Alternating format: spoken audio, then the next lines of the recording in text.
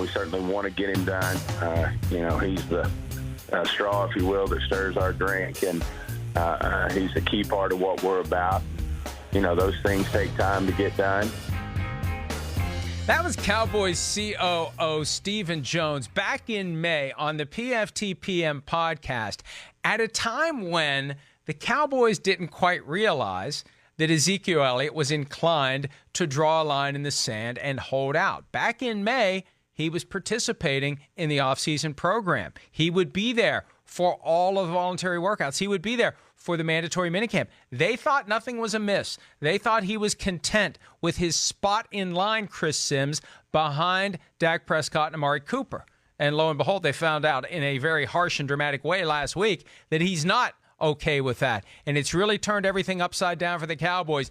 And they are currently not saying he's the straw that stirs our drink. They're trying to sell the argument, Chris, that their drink doesn't need a straw. Yeah, no, it needs a straw, and he's still the straw that stirs their drink. They can say whatever they want. I get it. Yeah, I'm with you, Mike. It seems like they were totally caught off guard by this. They love Ezekiel Elliott. You could tell that just by the things they said about him over the years, the way Jerry Jones gushes about him.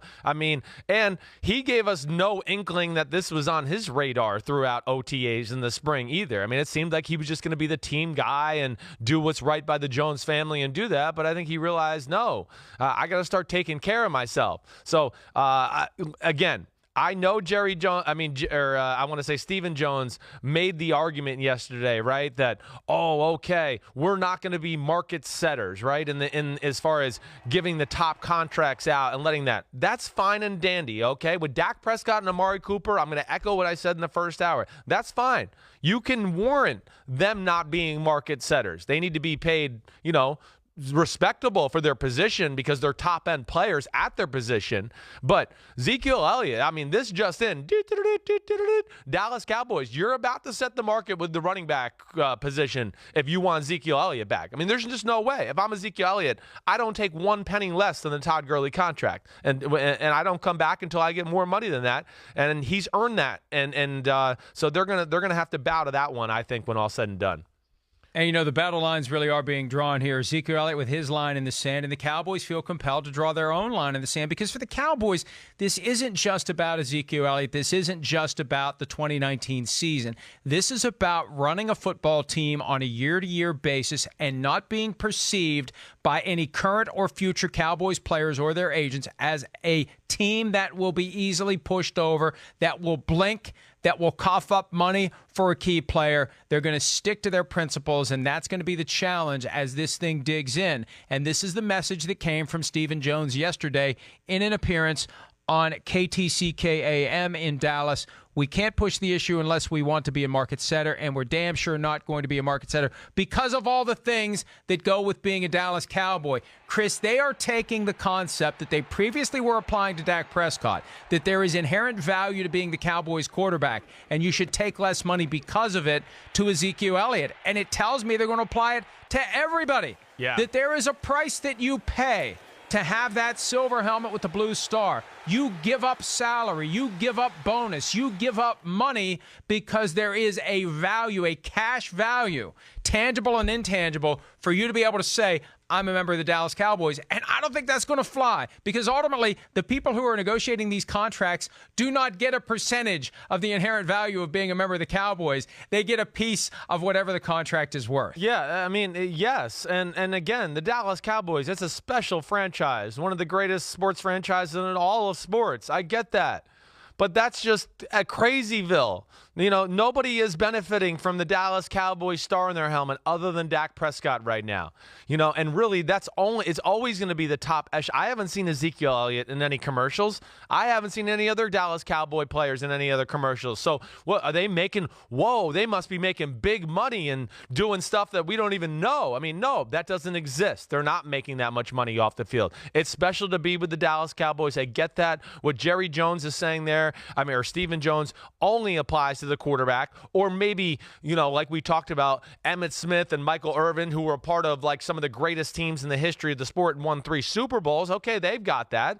But no, these other guys haven't earned that like off the field commercial, success yet. That's not theirs. So, again, Mike, to me, Do you feel me with what I'm saying? Like Dak Prescott. Well, but here's the thing. Ahead. Here's the thing with Zeke. With Zeke, there's a certain 6-game suspension from 2017 that may have an impact on his ability to earn money off the field. Yes, you're right. I know he's done things. Yes, I get that. Right or wrong, right? Right. Whatever because I still think there are some issues with the NFL's investigation, with its in-house justice system. Yes, I don't think Zeke had a fair chance to defend himself. The bottom line is he got suspended 6 games. He was painted with that scarlet letter of domestic violence. Right. He is not going to be getting endorsement deals no matter how many yards he rushes for and no matter what helmet he's wearing. So this idea of the value of being a Cowboy clearly doesn't apply to Ezekiel Elliott. No, it just does not. doesn't. He is there to run the football, move the chains, score touchdowns, stir the drink, and set up the rest of the offense, and they've got to pay him for it. And again, I don't know how much of this is just Texas bluster, and I don't know how much of it is the actual position that the Cowboys are going to take. And we'll find out when they decide that they're going to go forward, if they decide to go forward in the regular season with Alfred Morris or someone else at running back instead of Zeke. Yeah, well, they're not Zeke, and they're going to be disappointed by what they see because they're going to watch film and they're going to go, whoa, that was a huge hole. What? We only got 4 yards? Yeah, that's called Ezekiel Elliott, right? Because, yeah, he would have flown through that hole because he's got great speed, or that arm tackle, he would have ran right through it, or he would have ran over that linebacker and got 7 more yards or whatever it may be. So, the talent of Ezekiel Elliott, they're going to see what they're missing at some point in time. It's going to come to fruition. Now, to me, like, what is this is like an easy contract to me with Ezekiel Elliott when you really look at it. I mean, it really is. First of all, running backs aren't making $30 million a year. I mean, Todd Gurley, he's the highest paid running back in football. You know what his cap hit is this year? $7 million. I mean, $7.2 million for the best running back in football and for the position that you've defined your team by running the ball, offensive line. We're going to pound you and beat you and just, physically obliterate you that way. Well, hey, if that's the way you're built and you drafted a guy at number 4 in the NFL draft and he's been the stud of your team, to me, $7-8 million a year in the salary cap hit, I mean, that's nothing to pay for this type of guy. Well, but now that's the way that the Gurley deal was structured. Yes, with bigger cap hits coming in future years. Yes. But that there's a way to navigate the salary cap in a creative fashion to deal with it, and that gets to the other quote that Stephen Jones had yesterday on KTCK. He said, "We want our players to feel good about their contracts. At the same time, we don't want to do things that are out of line because we can't afford to be that way. When we save money, it's not Jerry and me saving $1. It's just money that's going to another player." Yes, but there are ways to structure these deals to chew up bigger chunks of salary cap in future years, and teams can be creative, and the cap keeps going up, and it's going to keep going up, and it's at $180 million right now, and the Cowboys, according to the NFLPA website, currently have $27 million in cap space for 2019. They can do this deal, and they can do it easily, and they can backload it if they want to and pay Ezekiel Elliott. Here's the key, and you touched on it, Chris. We can say, well, the running back market isn't all that strong, and, because you can find this guy or that guy. Right. Okay, fine. For most teams, it's not strong because they don't put a huge premium on the running back. Right. This team does. In this team, the running back is critical. Yes. We saw what they were in that year that they didn't have DeMarco Murray before Ezekiel Elliott arrived. It's one of the reasons why they had the 4th pick in the draft, because they didn't have a great running back in 2015. And so now that you have a guy, and now that he's the straw that stirs your drink, you better pay him accordingly. Yeah. And you're not going to get out of it by saying, well, there's an inherent value in being a member of the Cowboys. That's not going to matter to Elliott, and it's definitely not going to matter to his agent.